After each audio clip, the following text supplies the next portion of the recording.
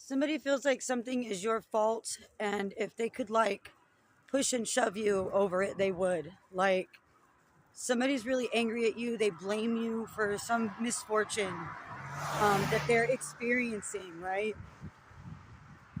Somebody doesn't take into account that whatever bad or negative experiences they're having right now are really just because of themselves. I feel like if this person sees you doing well, or even if you just appear well, maybe you don't have to be on top of the world or super wealthy or doing great. You don't need to be happy, jolly, sunshine lollipops all day, every day. But if you just look well enough, somebody here feels like because they're down and out, you're doing something to them or you did something to them. This is the kind of person that just doesn't understand that, well, if you stop doing bad things to collective, you'll stop attracting negativity. Somebody was always stuck in negativity anyway. This is an individual who never knew any real love. They grew up around toxicity. These are the only individuals or types of energies that they really know or know how to be around, or this is just who they attract, right?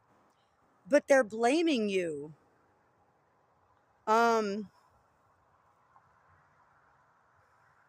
I get the sense that somebody gets bullied in public, like pushing and shoving, or like I did a walking channel like that before, where I had mentioned that it was like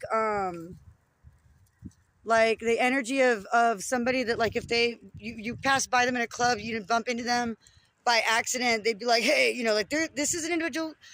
These are energies. This is an energy that is surrounded by energies that are consistently looking for a fight. They're always starting something but blaming someone else. So these energies project heavily. They lack the ability to take responsibility, and they just don't seem in general to understand the spiritual way in which energy works in general.